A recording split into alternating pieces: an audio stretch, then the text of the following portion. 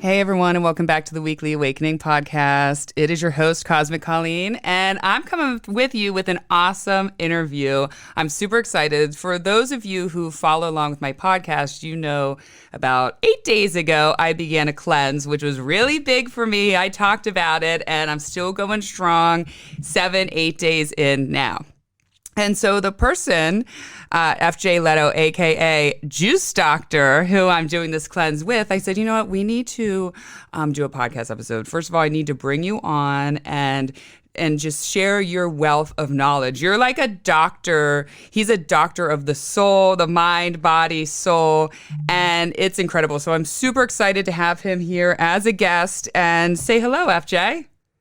Hello, Colleen. Thanks for having me on. Of course. Again, I wanted to share with my listeners, you have an infinite flow of wisdom, especially when it comes to the health. So for those of you who are listening, I cut out all of my processed foods, processed food, processed sugar, caffeine, alcohol, dairy, and wheat. Am I forgetting anything? That's pretty, you summed it up well. Okay. And this is really the reason why I did this cleanse is because I just needed to totally reset my body. I could tell I was taking in a lot of harmful things. I was starting to feel it in my body. I don't know if it's now because I'm in my mid-30s, but I was feeling it. And a good friend of mine said, you have to check up with Fj Leto. And I said, okay, let's do this. So FJ, tell me a little bit more about what got you started with juice cleansing and really opening up your body in that way. Or releasing your body, I should say. Sure. So, what got me started with the juice cleansing would be just actual juicing in general. The first time I had a juice, I was in Berkley at a farmer's market, and just some guy had this big mason jar of green liquid, and I'd had smoothies and stuff like that before. So I asked him what it was, and he said, it's juice. I was like, green juice, like what the heck's this stuff? I'm like, no, it's not. What would make that color? And he's like, oh, well, there's some kale and spinach. And I'm thinking in my mind, this has got to be the worst tasting thing of all time. And I asked him if I could taste it. So he poured me a little cup of it. This wasn't like a juice bar. This was just like a guy at a stand with a drink. So he poured me a little. He had nothing to sell. And poured me a little bit of it, and it was so good, so tasty. And I kind of said thanks, and then I was walking through the farmer's market. Maybe like 5 minutes later, I just started to feel really good. Huh. And I was like, feel noticeably good, like a noticeable boost of kind of like, when people say gives you energy or gives me energy, it's not like the energy you get from coffee. It's almost like a lightness, just like an elevation, because, and as I learned, when you get into the science of what actually is in the juice, it makes a lot of sense. The structure of the water, the availability of the nutrients, etc. So I felt that really clearly the first time I had juice. So I went back to him and I said, how do you make this stuff? And he's like, oh, you can just go get a juicer. And so I started to do some research and ended up buying a juicer and then just making juice myself every day at home. Right away. You jumped right into that. Right away. I was like, because I was such a health nerd. Okay. I my whole kind of, from teenage on life had just tried everything, and the way that I kind of do it, which is like to an extreme. So, exercising. Yeah, I mean, you name it. I had tried every type of diet, every type of exercise, every type of protocol. I was doing fasting when I was, 19, but like water fasting just because someone told me about it. So I've got to try it. That's your Aries energy. I'll just interject there. The very like that where I'm going to take it on. I'm going to go full whammy right to it. I mean, it on my first fast, I just did a 10-day, what was called a master cleanse, which is like a lemonade kind of cleanse. It's actually really good. I recommend it to people still sometimes. What is it? The lemonade cleanse? It's lemon juice, cayenne pepper, and a little bit of maple syrup in water, and pretty much that's it. That's what you have. There's some, stuff you do in the morning and the evening as well, but it's a pretty intense cleanse. And that was just the first one I did for 10 days. And People were was like, that for like the same like benefits that we're doing with my cleanse right now, or is that a separate benefit with that cleanse? Is it like a medium, like strength wise cleanse? that would be on the stronger side. Okay. That's, depending on how you make your lemonade, it's like closer to doing a water fast Interesting. than it is, or the way that I recommend people doing it. Like you can put a whole bottle of maple syrup in, then you're pretty much just drinking like lemonades all day. But for me, I almost did no syrup. So it's pretty much just like a spicy lemon juice water, a spicy lemon water that you're drinking. Then you're taking like a laxative tea at night, and you're doing a salt water flush in the morning. So you're really, you have nothing in your body. Do you do that for a week, or is that like a full 2 weeks, 3 weeks? I did it for 10 days. Just because I didn't really even know what I was doing. And this was your first legit cleanse ever? This is before I even have ever had juice. Wow. So, just because someone had told me about it, and I was like, that sounds like a health thing. I'll try it, and we'll do it for 10 days. Why not? It was really, really challenging. That was, what got you through that challenge? I had just had one of those mentalities that if I commit to do something that, I'll do it or die trying. So it was just the type of thing where, this was before I understood the psychology of accountability, but I was in college. So, I told a bunch of my friends that I was doing it. And after like a day of, going out and having my little bottle of lemon juice and not eating, I was like, well, I can't like tomorrow come and eat, because people are going to say, well, I thought you were doing this for 10 days. Ah, yes. That prideful part. Yes. Yeah. So, just use my ego against me there, or for me for once, For you, that worked pretty well. Wow. So then after that, when did you start jumping into like the juice cleanses, or was it like, like after you felt so good, were you like, I'm kind of addicted to this now? Like, I can't wait to do another, or how'd you feel? Well, that, I would call that a fast. I think there's a difference between fasting and cleansing. Okay. That we don't need to get into. It's more kind of like my definition. But, this was really like, no food, like almost no calories, so that experience, though it was very difficult, and I didn't really know what I was doing in reality. It was more of just kind of a challenge that I decided to take on, because I would try everything, supplements, programs, diets, just because I always was curious, like, how do you elevate your body to the next level of its development? It was very physical, purely physical in my mind. I was young. I was maybe 19 or something. So, but what it did for me mentally and emotionally was pretty profound. And again, I wasn't very aware of it at that point, so I didn't quite, wasn't consciously integrating it. But looking back, I was like, man, that was a serious a journey there.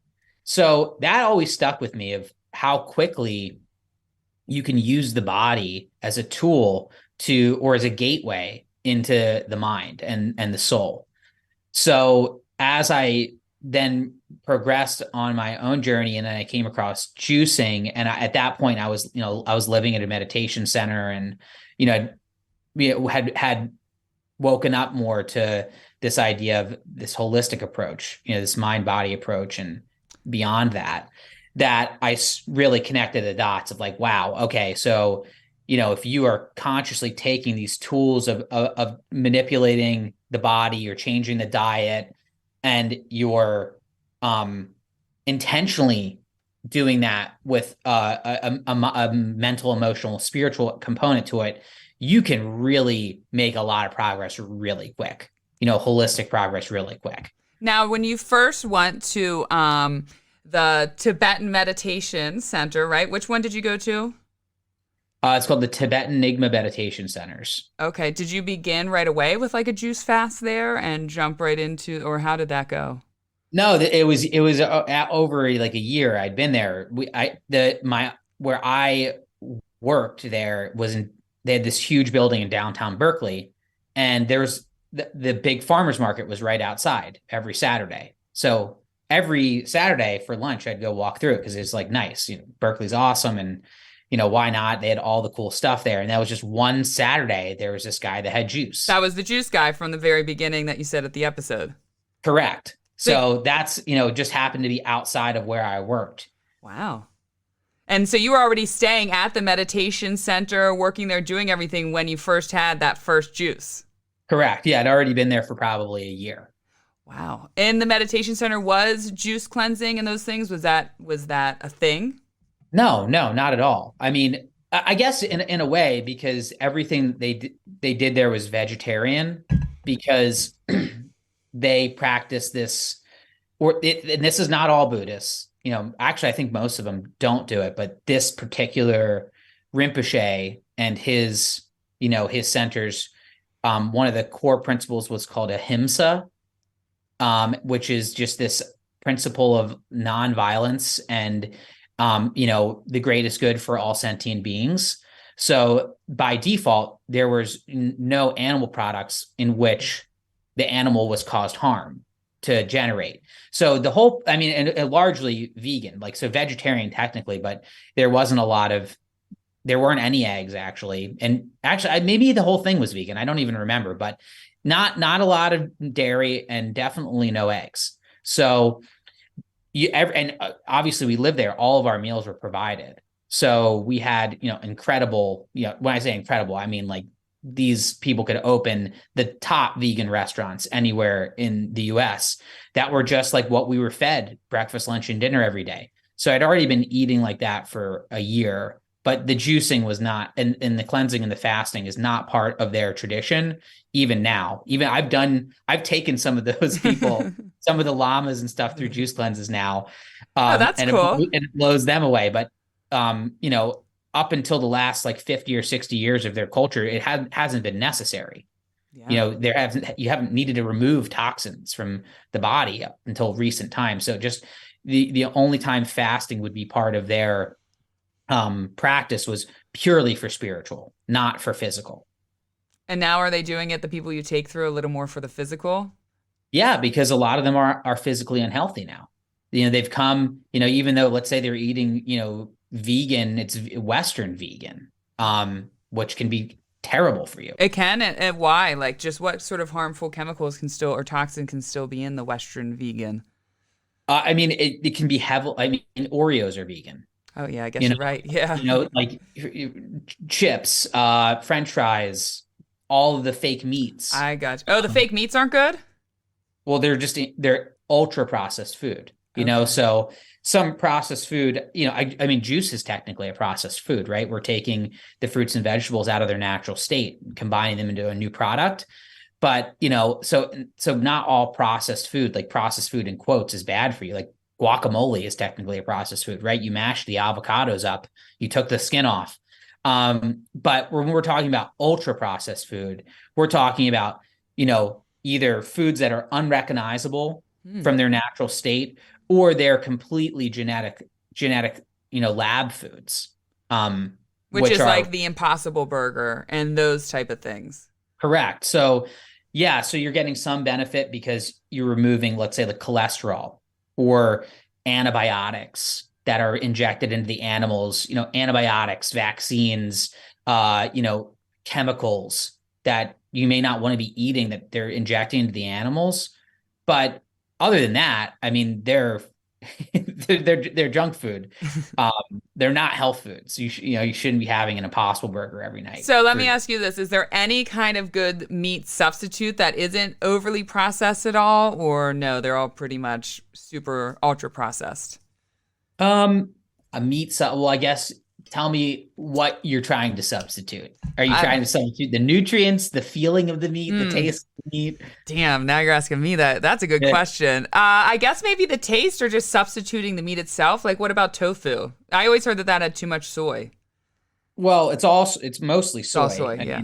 It's pretty much soy and salt, but yeah, I don't want to get into the whole thing. People get on that because of estrogen and et cetera, and that's been largely disproven. However, if you're having ultra genetically modified soybeans that you're making your tofu out of, you're going to have some odd effects. If you're Interesting. having, heirloom soy, which they've been eating for, 7,000 years, it's a little bit different. But I would say the number one meat replacement that is by far the best as far as like taste, consistency, texture, and some nutrient profile are mushrooms.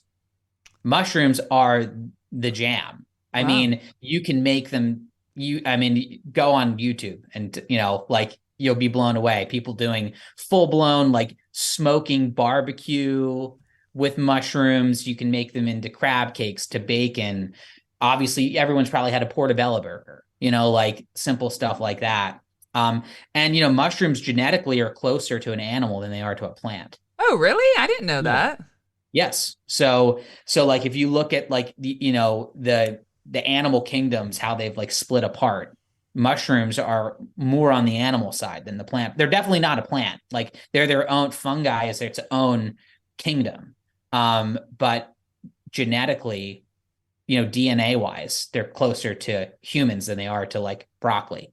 Wow. Do you see what I said, everyone? He's like an infinite like water flow of wisdom. It's incredible. I had no idea about that. And one of the things that really struck me last week when we were chatting, meeting for my cleanse, is I didn't realize, and I wanted to share a little bit, if you can share with my listeners, about how much we take in all this processed stuff, sure, and alcohol and everything, and how it really messes up our sleep, and like what we need to get a full rest sleep to really regenerate our entire body, and how important that is.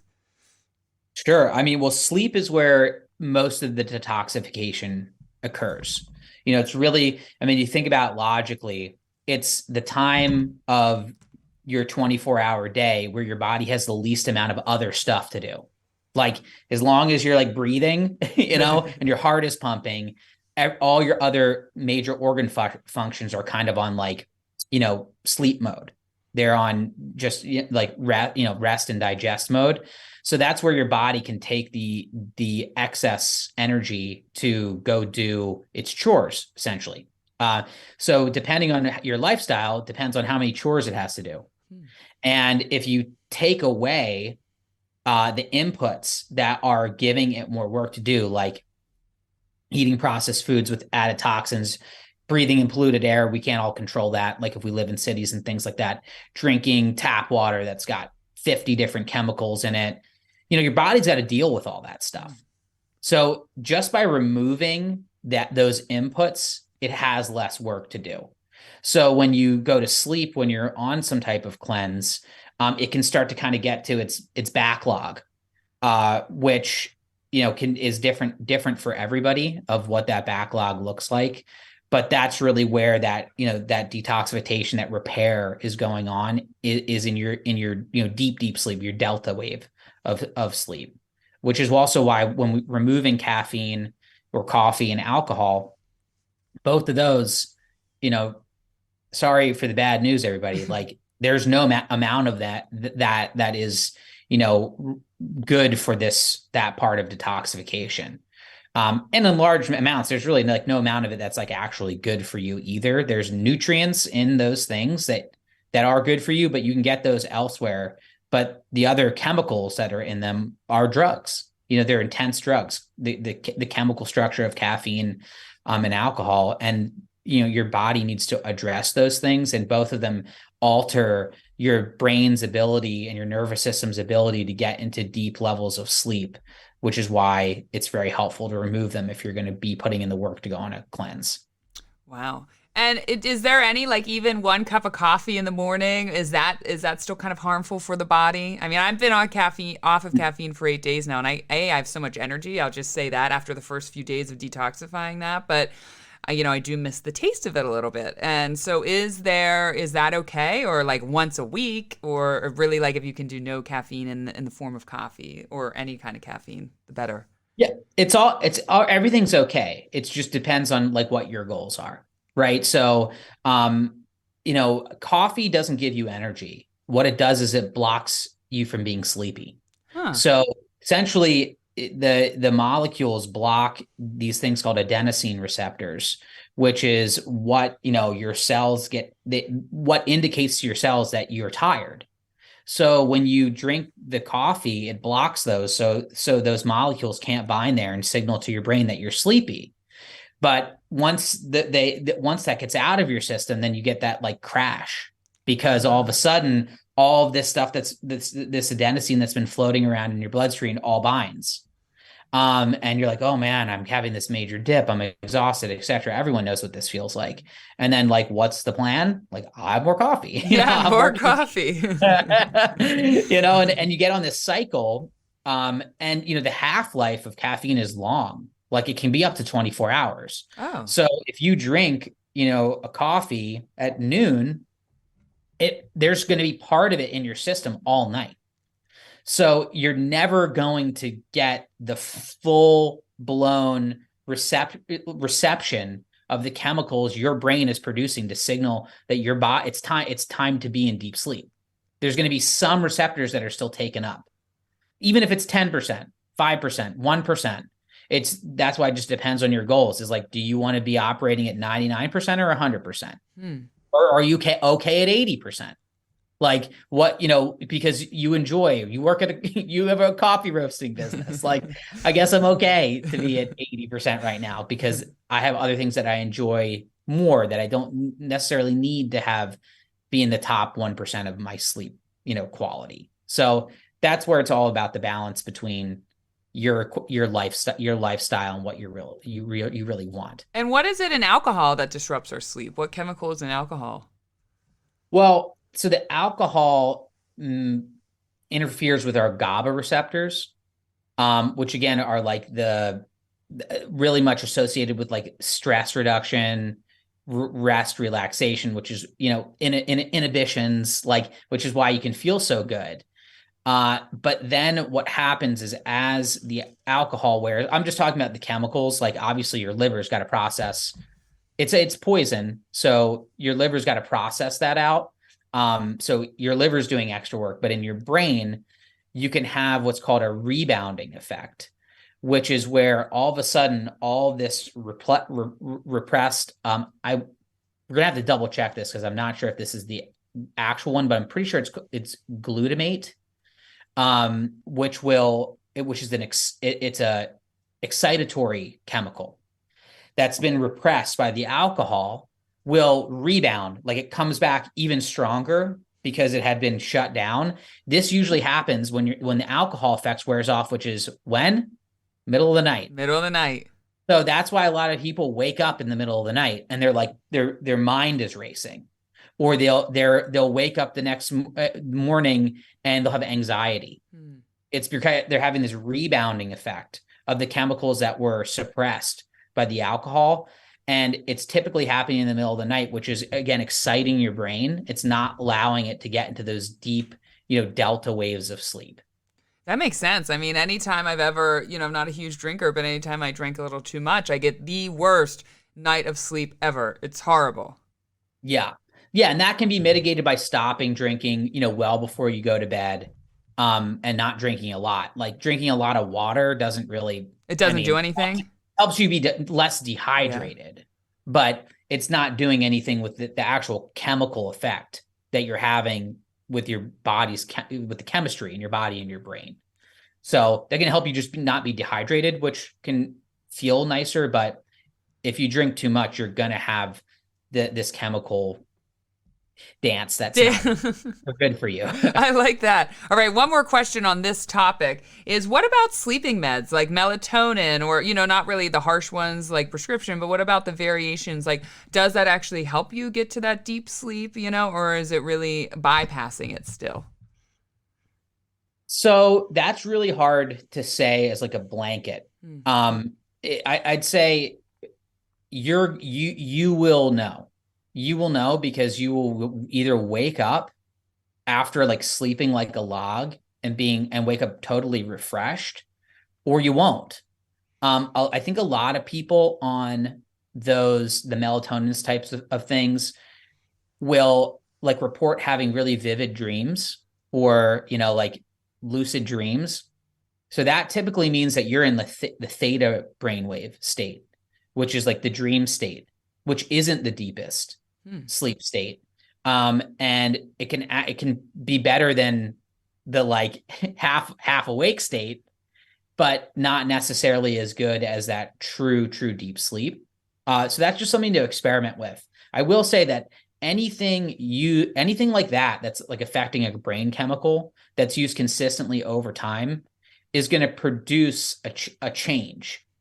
And that's more often than not something that we don't want. The Like change in our natural chemistry. yeah, change. Like we want our body to natural chemistry to be functioning properly and not need to be touched. So anything that's going to alter your state of consciousness, even your sleeping state of consciousness, that you're doing every day, day in, day out for long periods of time, is going to alter something that then when you stop taking it, if you ever do, is going to need to be reversed and can lead to unpleasant side effects. And once getting off of it, but it can also lead to unpleasant side effects when you're on it for too long too. Wow, that's really interesting. And this is why we do this cleanse, to reset your body. The first couple, it's funny, like you said earlier about your first cleanse, like how powerful it really does the mind, body, and soul. We know, you and I, how powerful that is. But the first couple days of my cleanse, it was really interesting, especially those first 2 days. How many times my brain was just like, hey, take it, I want it. Do you smell that coffee? I want it. And I'd be like, no, and just have to like power through by saying no to those voices. But you can like, I know your body's, you could probably explain it better than me, but your body is like, well, when you're withdrawing from something, it sends these neurons back up to the brain to say like, wait, I want that. And I could literally hear my other voice inside my head being like, get it, take it, want it. Well, yeah, there's a couple things going on there. Like if it's a chemical habit, which is the big ones for, I would say, like the average, like the drugs the average person does every day are caffeine, sugar, and alcohol. Like they are legit chemical drugs. So when we take those out, most people do go through at least like a mini withdrawal. It can just be a couple hours. Sometimes it can be a couple days. So that is, really this kind of almost fear that comes up of like, oh, I really need this. I really need this. I really want this. That can have that. It's like kind of like your own voice in your head. Yeah. But then when we take away the foods, when we change our diet, we have hundreds of trillions of bacteria that live in our body that eat a very specific diet. We actually have about 10 times the amount of bacteria, fungi, microorganisms that aren't our cells in our body than we do our cells. So we are mainly made up of not a human. Most of our body is other beings that are working in harmony, hopefully, to function everything. So if you have a microbiome, a bacteria colony in, let's say, your digestive system that thrives on cheeseburgers, and then all of a sudden you don't feed them cheeseburgers, you're going to change potentially the pH level, which is the acidity. You're going to change the nutrients that are coming in. You're going to change all these factors that if this certain, colony doesn't get, it's going to die. And they don't like they live very, very short periods of time, So they're going to send signals from your gut to your brain of like, red alert, you need to eat this right now or we're effed. Like, please. And it's because it is an external voice. It's them saying like, we're on our last leg here. And if we don't get chips, we're dead. And so that signal is coming to your brain saying, I need this, I need this, I need this. And if we can get through to the other end or the other side of that, they will die. And the ecosystem inside of us will start to rebalance to more of a healthy one, which maybe in a couple weeks, you're going to say, man, I really need an apple. Instead of chips. Yeah, instead of the chips. And, those are the types of cravings that are more beneficial for us, for most people. Interesting. Total side note, but it made me think when you were talking about like the living organisms inside of ourselves. I had this very eccentric older woman for a hair client once, and we got on this topic of aliens, and she really went down this wormhole, which really kind of made sense. You made me think about how the aliens literally are inside of us. they live inside of, and that made me think of just what you said, these tiny little organisms. She's like, we think they're around us, but they're in us. Oh, they're in us. And I mean, if you, the longer cleanses that people do when we do parasite cleanses, I mean, then there aren't so little. Can we talk about the parasite cleanses? I bought something. I didn't even know that that was part of your thing is the parasite cleanses. I got really into like reading about it, and I'm like, oh, I wonder if I have parasites. I probably do. Maybe a year ago. And I took this stuff, and I could never tell if I actually like really pooped out any parasites or anything like that. I'll let you know later what that stuff was called. But have you done one of those parasite cleanses? Yeah, just actually a couple months ago. Okay, okay. And did you see the parasites? Not to get too Uh, graphic.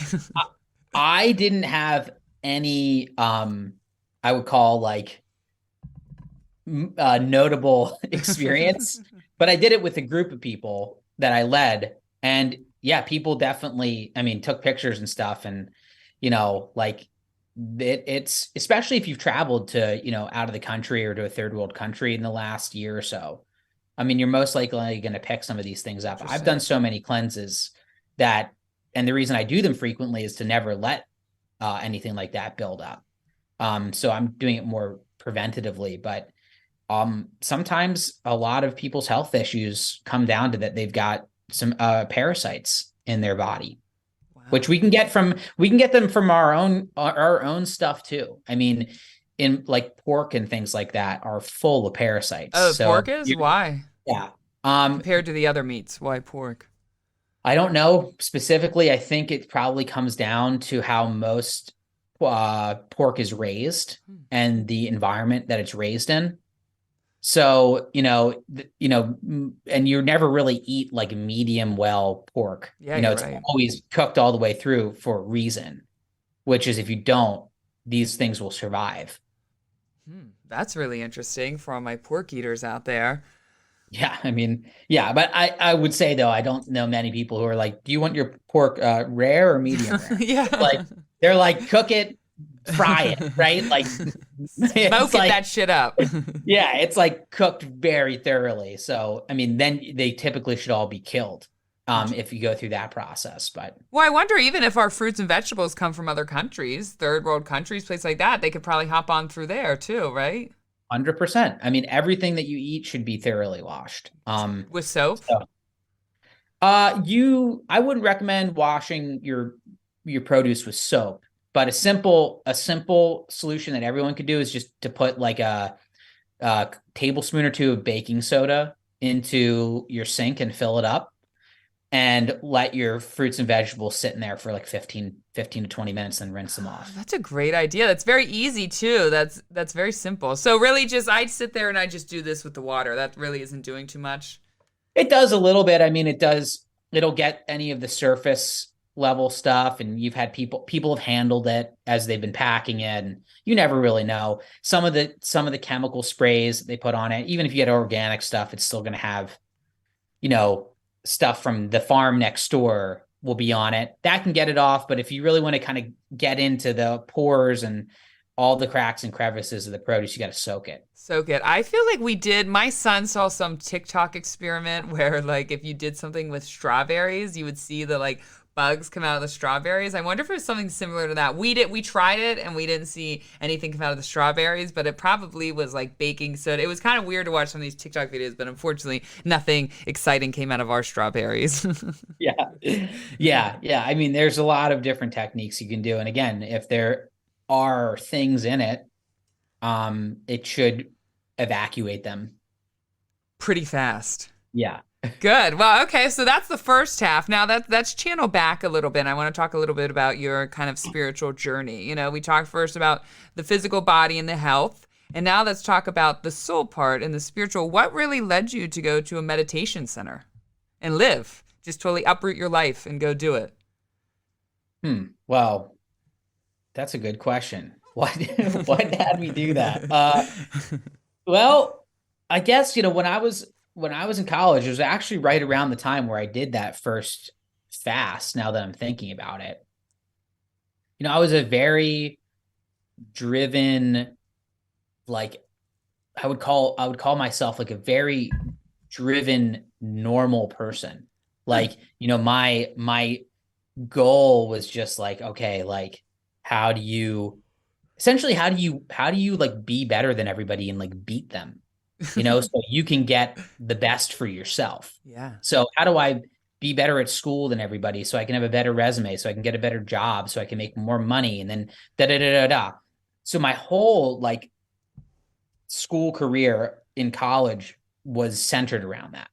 And from an event that happened, which is kind of hard to describe, that I just had like the light switches turn on, and that all just vanished in one night. Like all of that desire, all of the things that I had thought and believed were just gone. And this was not drug induced or anything. This was just, I can't really describe it. It was an awakening experience that was something that I had no idea what was happening to me. This was just, I'd never heard about any of this stuff. I had no spiritual background, not religious, totally disconnected from all this stuff. The only times I like, if you would ask me about any of this stuff, I'd be like, oh, it's those like weird hippie people, and super, super not my thing. I was like the opposite type of a person. Like I was like, wearing suits and things like this in college. And it just went away all in one night. I had an experience, and the next morning I just was a different person. So it happened over a Christmas break towards the end of my time in college. And when I got back into school after that Christmas break, I just like stopped everything. I dropped my double major. I'd taken so many classes that I pretty much was like done school at junior year, and like quit all my clubs, my fraternity, just stopped everything. And spent the next year just reading books on, hard, I mean, general personal development, I guess you'd call it, anything to absorb myself in it, spirituality, psychology, theology, philosophy, metaphysics, any topic that had something to do with something like that, I was reading all day. So by the time I finished college, I just had no idea what I was going to do. Just knew I was not going to go like work in some office somewhere. So then my journey just kind of unfolded from there. I was offered a job to go work at an outdoor science school. Oh, that's cool. So taught, science to kids, but all 100% outside. So that really reconnected me with nature. That job took me from the East Coast over to the West Coast, where I lived in San Bernardino Mountains up near Big Bear. And I lived in the San Bernardino National Park. Oh, wow. For 2 years in this little tiny cabin, and taught and ended up running one of these programs up there. And then one of my roommates went and they got a job at this place called Ratnaling, which was one of these retreat centers that was underneath the umbrella of the Tibeten Nyingma Meditation centers. And she called me and just said, you have to come live here. Like, this is amazing. And they are starting a new nonprofit, which is a documentary studio. And it's to make these movies all over the world about what this organization has done. You should apply to run the studio. So I was like, how am I going to do that? Like, just do it. And I applied and they hired me. Oh my God. Yeah. So then I moved to Berkeley, and that's how I got there. It was just like, it wasn't a plan. So you were just kind of doing the documentary thing there, and then it just took off from there. Well, yeah, that's like, you live there and you work there. So my job in the community was to run this documentary studio. And, we made documentaries here. We made them in India and Nepal. And so I would just go wherever we needed to go. Wow. So while you were doing that, at what point did like the spiritual part start to kick up in you? Well, the spiritual part kicked up on me ever since that night. Oh. So it was very kicked up.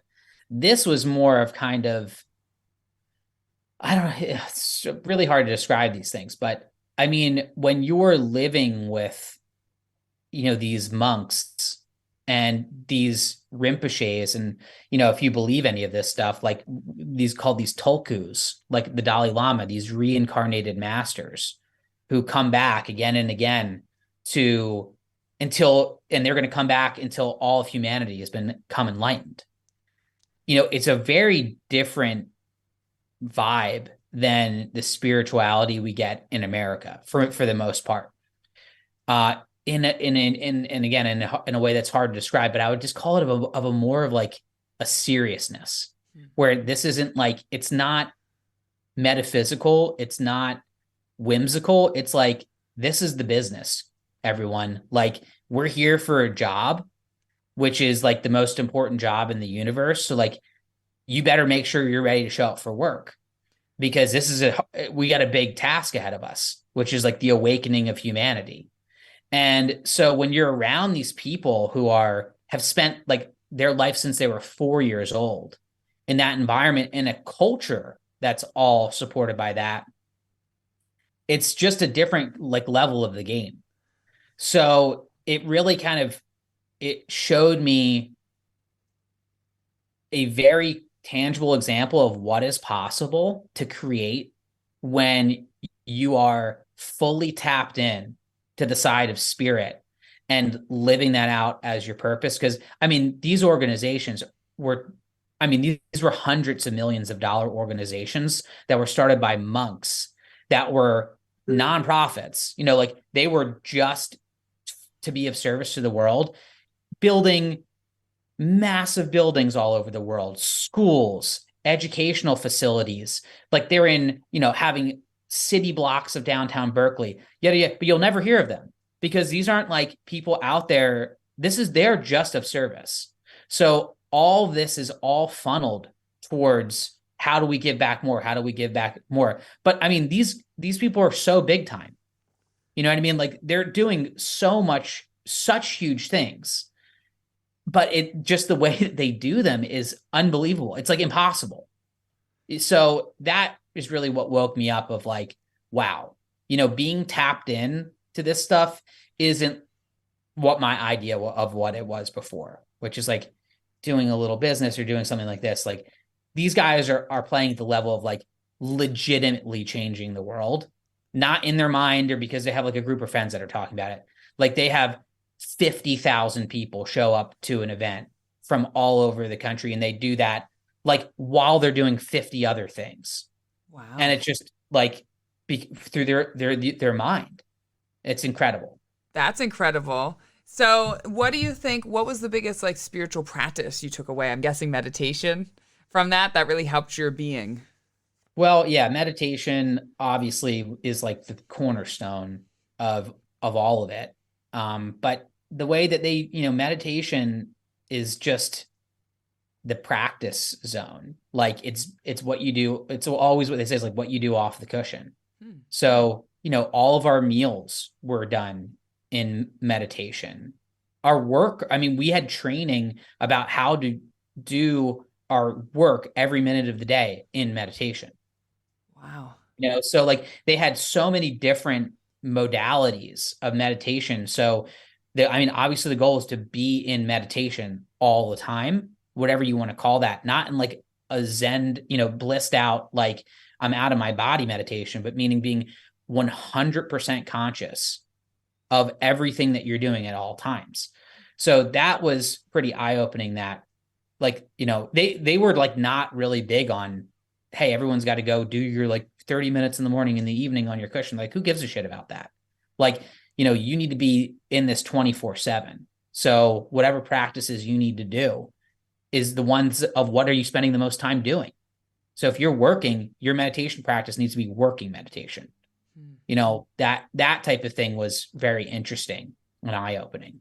Wow. That is really eye-opening. Why do you think it's so hard for just like the regular people? That's not that like just someone say, hey, I'm going to start meditating tomorrow. Why is it so hard even to just sit for 1 second? We're just so used to having our brain overactive all the time.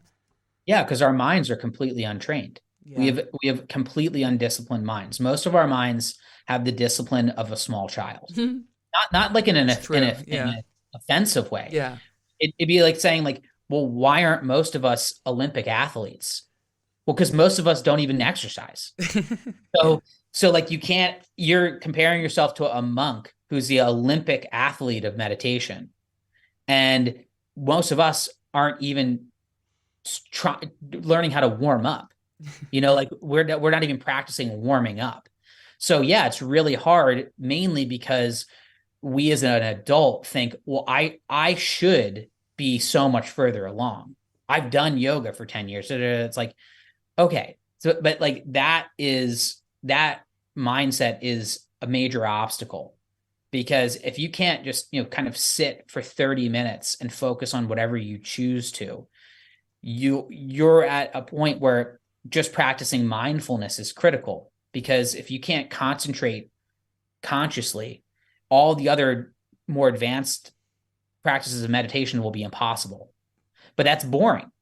But most people are just like, oh, I don't like, I'm going to sit and focus on my breath for 30 minutes. And it's like, yeah, because that's not the end of it.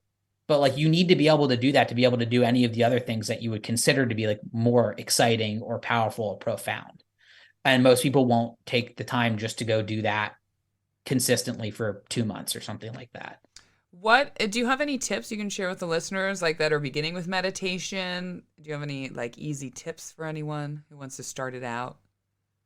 Yeah, it's the tip is really to treat it like you would do a physical exercise, where if you go to the gym and you haven't exercised in a long time and you're like, all right, I'm getting in shape. I'm going to go do the heaviest weights I can for 2 hours today.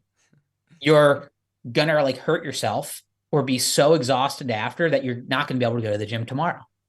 You have to take like a week off, and then you'll do it again and you're not going to make progress. The key is to do it in tiny little steps. So if you are doing no meditation at all, the goal would be to do 1 minute. And not like look at that as in any way of judgment of like, oh, it's only 1 minute. It's you do your 1 minute, you don't do longer, and then you celebrate that you've done that. And you do that, for day 1 or for 2 days. And then you do 2 minutes, and then 3, and then 5, and then 10, and then 15. And you do it not because it's Tuesday. You do it because you can, whatever you're practicing as your meditation practice, let's just say it's focusing on the breath, because that's an easy one everyone can do. When you can count 100 breaths without focusing on anything else, then do 150. Not just because someone told me to do 100 breaths for a week and then do 150, then 200.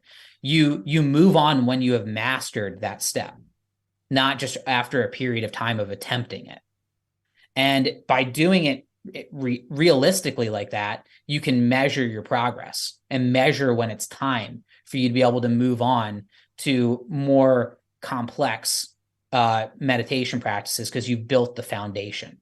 And it's just taking your time with it, and being honest. It's like, can you do a focused meditation for a long period of time? Yes or no? The answer is no. Then you just train that until you can. And once you can, then move on, but not beforehand, because it will be too difficult and you won't see results, and then you'll quit because you'll say, this doesn't work. So baby steps. Baby steps. I'm going to tell you, we're getting to the end of our episode, and we're going to have to do a part 2, because I'm like, oh my God, I still have so many questions that I want to hear you say, and I know my listeners are going to want to know, but this was incredible. Now, FJ, tell me where my listeners can find you, whether it's what's your website, social media, if they're interested in the same cleanse that I'm doing, give us all the deets, and I'll have it in the show notes as well. Sure. Yeah. I mean, I guess if you want to do a cleanse or, anything like that, you can just go to juicedr.org or just Google Juice Doctor. That's probably the best way to find me too. Like if you just want to, write a message off the website or anything, it'll get to me eventually. So yeah, I would say keep it simple. Just go to that website. Keep it simple. That's really good. Yeah. Go right to the website. You can find everything you need to know, and just even more details about the cleanse, right, is on your website. I should know that. Yeah. Yeah, everything that you need to know from a basic level is on there. But obviously, if you ever want to, if you want more information, you can reach out, and me or someone else will give you a call and tell you whatever you need to know. Okay, incredible. And one last thing, share with my audience one piece of advice, something that comes to your head, some piece of life advice. One piece of advice. Don't eat a hamburger from McDonald's. No, Yeah, kidding. no. I think the piece of advice that I would give is the key to what everybody's looking for is on the other side of forgiveness. Hmm. So whatever is not working in your life, figure out what is inside you that you need to forgive and what you want's right on the other side of that. Whew, that was pretty powerful. That was powerful and beautiful. And you are 1,000% right with that. 1,000. Thank you so much, FJ. Thank you for coming on to the show, sharing your infinite wisdom. Like I said, we might have to do a part 2 after this. I'll have to hear what my listeners say because they're going to go crazy for this. And thank you, everyone who takes their time out to listen to this podcast weekly. Follow me on all my social media, Cosmic Colleen with 1C. And if you have any questions or you want any information, feel free to email me as well. The Hair Healer Podcast 1111 at yahoo.com. Thank you, everyone, and have an amazing day.